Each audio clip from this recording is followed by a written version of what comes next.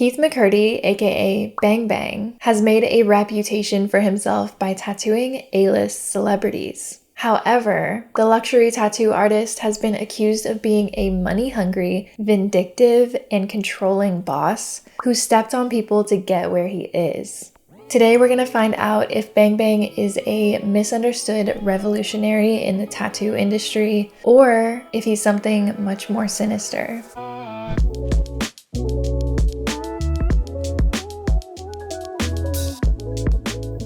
Justin Bieber, Katy Perry, LeBron James, Miley Cyrus. These are just some of the celebrities that Keith has tattooed. But we're gonna go all the way back and find out how Keith got to where he is today.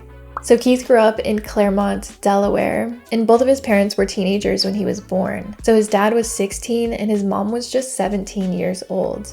Soon after Keith was born, his parents split up, causing him to be raised by a single mom. And Keith talks about how he definitely had a very difficult childhood, but he still has a lot of love and appreciation for his mom. He even dedicated his book to his mom as she ended up dropping out of high school and dancing to pay the bills. At just 15 years old, Keith made a deal with his mom that if he could get on honor roll, that he could get his first tattoo. And Keith ended up getting, quote, the cheesiest version of the Superman logo you've ever seen. Eventually, Keith also dropped out of high school, and when he was 18 years old, he bought a tattoo kit online that apparently was $268, and he began practicing to tattoo on his cousins. Keith then eventually got enough experience to be hired at a tattoo shop, and he wanted to fully commit to being a tattoo artist, so he got 2 guns tattooed on each side of his neck that then resulted in his famous nickname, Bang Bang.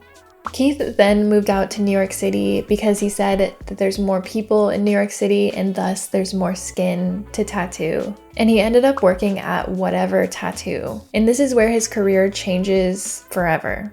By some crazy amount of luck, Rihanna ends up walking into this studio to get some piercings, and she noticed Keith in his work and she really liked it and ended up getting tattooed by him that night. Initially, Rihanna wanted some script on her leg, but Keith convinced her to put it on her hip.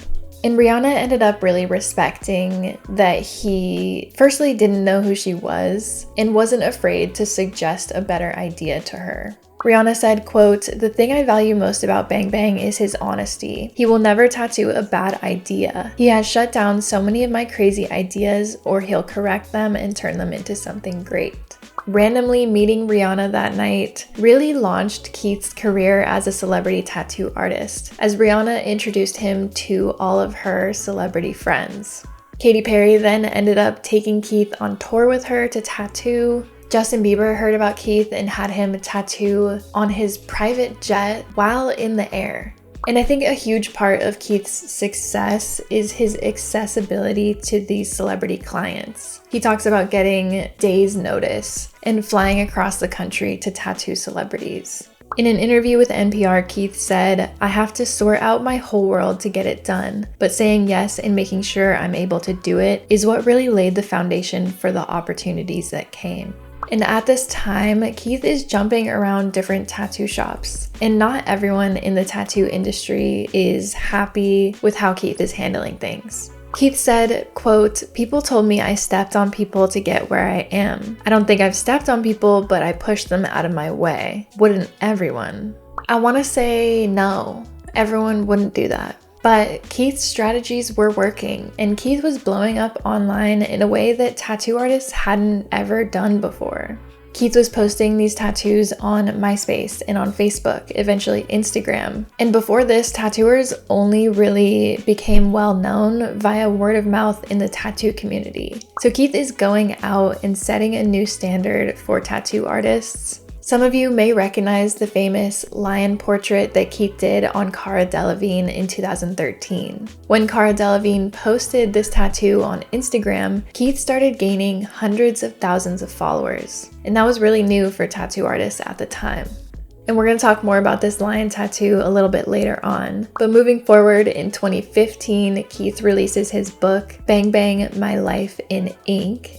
And in his book, Keith talks openly about his struggles growing up poor. Keith said he often saw his mom crying about money and that they remained poor even though she was dancing every night to make ends meet. Keith wrote, "Even as a little kid, I realized what kind of power money can have over you, and I vowed that I would never be poor once I grew up." And I think that mindset says a lot about Keith and definitely plays a factor in where he ended up. So Keith is on this insane come up in popularity. Vogue ends up writing an article about him, calling him the most famous tattoo artist in the world. But while this is happening, Keith is burning bridges in the tattoo industry. At this time, Keith is bouncing between two of some of the best known tattoo shops in New York City. One is Last Rites and the other is East Side Ink. And both of these shop owners have come out and said that they hate Keith. One of the owners called Keith the worst person who's ever worked for him. And the other owner accused Keith of being a sellout and said that he made, quote, tattooing dumb little things on celebrities a bigger priority than the art itself. Damn. So these two people definitely really don't like Keith. And I think the main issue is that Keith had plans to open up his own shop. And Keith wanted to take some of the tattoo artists with him. So he was stealing tattoo artists. And that really made these guys mad. But despite all of this, Bang Bang NYC officially opens in 2015. And Keith hired a creative director to design a minimalist space with blank white walls, poured concrete floors, and flat screen TVs. And apparently Keith made it a point to not hang any art on the walls, which is just very different from pretty much any tattoo studio anywhere. And Keith said he did this because he wanted it to be about the art they're making, not the art they've made. That's definitely an interesting perspective, but I definitely think Keith was just trying to separate himself as much as possible from what's typical of the tattoo industry at the time. The New York Times went and interviewed a client at Bang Bang NYC. So this is Jack Powers, a 22-year-old operations manager, and he was getting this sleeve of black and gray Catholic imagery. And this was done by one of the younger tattoo artists at the shop. This took 6 or 7 sessions and cost around $20,000. I mean, it's a well done sleeve, like the tattoo is good, but for $20,000, like there's a lot of blank space in this tattoo. For $20,000, I better have ink on every single inch of my arm. And in that same New York Times article, they said, quote, part of the price is attributable to a so-called celebrity tax. Professionals can often double or triple prices after getting publicity from famous clients. And this celebrity tax apparently applies to the whole shop, because this sleeve wasn't even done by Keith. And if it were done by Keith, it actually would have cost way more. Today, a tattoo by Keith costs $10,000 for a day, and a full sleeve is around $100,000. Who has $100,000 lying around? I mean, I guess some people do, because Keith has a long wait list to get tattooed by him. It's just crazy what people will pay because they know a celebrity has done the same thing.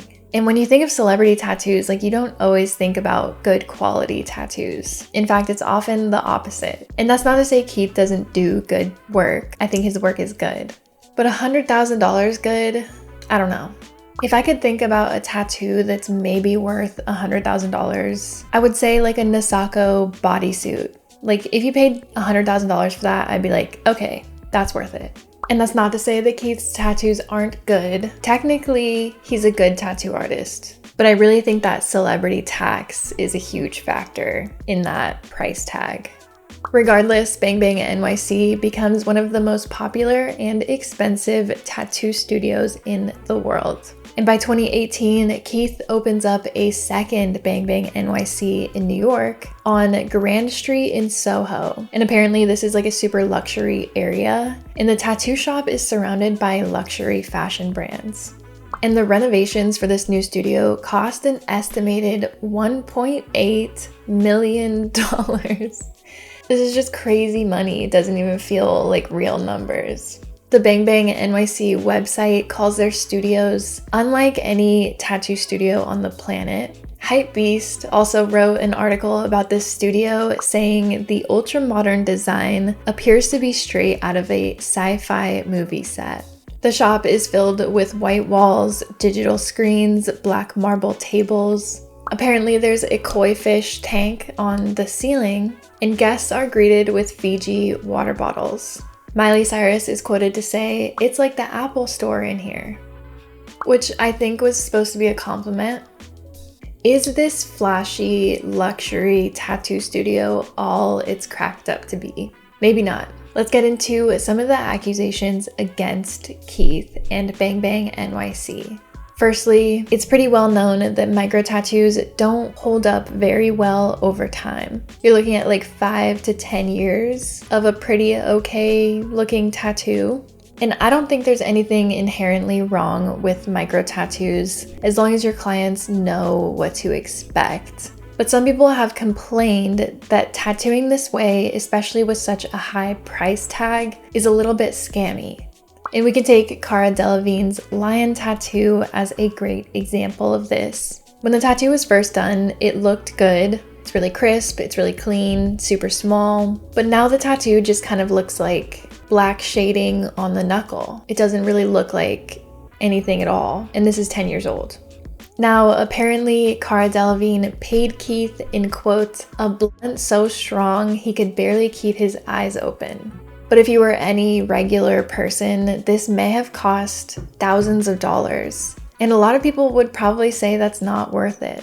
Like I said, I don't think there's anything inherently scammy or wrong about micro tattoos. I just think people should know what to expect when getting them. And if you know what to expect and you agree to the price, I don't think there's anything wrong with that. Earlier this month, Business Insider released an article exposing some of the business practices going on behind the scenes at Bang Bang. And some of these accusations are insane. Business Insider interviewed a past artist named Wong, and Wong was hired full-time in 2016 and quickly became one of Bang Bang's most in-demand artists. Wong says that when she was hired, Keith made her sign an artist's agreement, which included a non-compete clause as well as an NDA. And Keith confirmed to Insider that this clause states that the artists can't speak negatively about the company or about Keith, and they can't do so even anonymously. I've never heard of any artist having to sign an NDA when they get hired at a shop, but also a non-compete agreement is pretty atypical of the tattoo community. Usually tattoo studios don't have this type of control over the artists that work for them. Tattoo artists usually travel so that they can tattoo more people, but apparently if you're working at Bang Bang, you can't tattoo anywhere else. And the NDA is especially concerning because, like, why do you need an NDA? If you're running a totally normal and fine tattoo shop, you shouldn't have to worry about people speaking negatively about your studio. But if there's something wrong or negative going on, maybe you do need an NDA to stop people from talking about it. And the sheer popularity and notoriety you get as an artist at Bang Bang puts artists in a difficult position where they're willing to put up with some of these really strange things in order to work there. That tattoo artist Wong also told Business Insider that if you're hired onto Bang Bang and you have fewer than 100,000 followers on Instagram, you're required to let Bang Bang open a new Instagram account for you that they run. And Keith explained that this is because they haven't earned access to Bang Bang's 2.4 million followers on Instagram. Wong said that not being able to run her own work account made her feel muzzled and resulted in fewer dark-skinned clients being showcased on her page. An insider reported that Keith said, while he wants to showcase diversity, quote, "The fact of the matter is that more people with lighter skin get tattooed than people with very dark skin." Which is just like, what? Literally everyone gets tattooed regardless of their skin color. So to say you're not showcasing darker skinned individuals because darker skinned individuals don't get tattooed, that doesn't really add up to me. And Keith did an interview with Wired a few years ago where he answers a question asking why his Instagram account doesn't showcase diversity. And Keith ends up saying that he tattoos people of all skin tones, but you can't tell because they desaturate the images in order to get rid of redness on a fresh tattoo. I've never been a fan of tattoo accounts that just desaturate everything and make their whole account black and white. Bang Bang does this to an extent. They've gotten a little bit better now. But there are ways to take photos of fresh tattoos that don't look red, and you won't have to desaturate them. And if this many people can't see diversity on your page, that's apparently one of the most popular tattoo studios in the world, then there's definitely a problem. And while Keith has been outspoken about creating a safe space for women in the tattoo industry, 4 female ex-employees who worked at Bang Bang from 2015 to 2017 said that Keith was known for his sarcastic sense of humor and sometimes went overboard. One former assistant said that Keith taped a photo of male genitalia to her back without her knowledge, and apparently this happened while the tattoo shop was full of clients. There was also a former tattoo artist at Bang Bang named John Boy who famously tattooed both Kylie and Kendall Jenner, and apparently this artist was just awful to the other women in the shop. For example, he apparently flashed 2 female tattoo artists while they were working. And while Keith did fire John Boy for acting inappropriately, he did rehire him a year later. And these women told Insider that they didn't feel like they could speak up against these things that were happening because they felt like a degree of sexism is expected in the tattoo industry. And that's pretty disappointing considering Keith set out to create a safe space for women. And Keith does hire a considerable amount of female tattoo artists, which is great. So I hope that this attitude towards women has stopped in the last few years. Like I said, these allegations were from 2015 to 2017, so hopefully things have gotten better. And Keith has also been exposed with some pretty insane behavior towards the tattoo artists that leave his shop. That tattoo artist we spoke about earlier, Wong, asked for a raise from Keith, and when he said no, she decided to leave. And when she did that, Keith called up a shop that she was supposed to guest at in Sweden and told them she was a thief and to cancel her bookings. Which is like, why would you go out of your way to do that to somebody? Another artist left Bang Bang in 2016 and he offered some of his coworkers an opportunity to come work for him. And when Keith found out about this, he told this artist to, quote, watch his back. And then Keith told Insider that he threatened to come and smack him in front of all of his employees. It's so crazy that Keith has this NDA that forces his artists not to speak negatively about him or his company, but he's just telling Business Insider that he's trying to go fight this other dude. And apparently when that artist did open up a new shop, Keith went there and started screaming at him. Keep in mind, this is exactly what Keith did to those tattoo shop owners when he opened up his own shop. And in 2019, like this is fairly recently, a prominent New York City tattooer commented on a meme making fun of Bang Bang's prices. And through the official Bang Bang NYC account, Keith commented calling her a bitch with shit lines. And he also DM'd her writing, quote, holler at me when you learn how to tattoo, bitch. It just feels so unnecessarily dramatic. Like it's a meme, chill. But this seems like some traditional old school drama that feels like that toxic tattoo environment of the past. And most recently, Keith is attempting to change the tattoo industry another time. So Keith recently came out with Magic Ink, which is apparently a real tattoo you can, quote, turn on and off depending on the lighting conditions. Keith said, quote, tattooing hasn't changed for the most part. Some of the tools have, but the particles are just essentially soot in the skin. Magic Ink changes the particles. When they are exposed to certain wavelengths of UV light, they activate, and when exposed to white light, they deactivate. To me, this just sounds like UV ink tattoos, which have been around for a little while now. So I don't know what's inherently different about this. On the Magic Ink website, they say it's the world's first rewritable tattoo ink. And you can pre-order this ink. It's $100, and the materials listed just say magic plus ink. And it doesn't say how much ink you get, it doesn't say really anything about it. And to me, the idea of being rewritable implies that the tattoo could change. So if it's just a UV light tattoo, to me that doesn't imply being able to rewrite your tattoo just because you can turn it on and off. And in typical Keith fashion, he sold the ability to be tattooed by the Magic Ink as its first client via NFT auction that sold for 100 Ethereum, which at the time was worth $164,000. So I don't know if this person's getting a full sleeve of the Magic Ink tattoo, but $164,000 is an insane number to be tattooed by some sort of ink that you have no idea how or what it is. And this just might be a UV ink tattoo that Bang Bang is calling magic. A part of me wants to pre-order the ink and just see what I get. Comment down below if you want me to test out this Magic Ink, if it ever even is a thing. It kind of seems like another attempt at just making as much money as humanly possible. And when you think of tattoo artists, you often think of people who are doing it for the art and people who are doing it for the money. And we definitely saw that a few weeks ago when I talked about Tattoo-gate.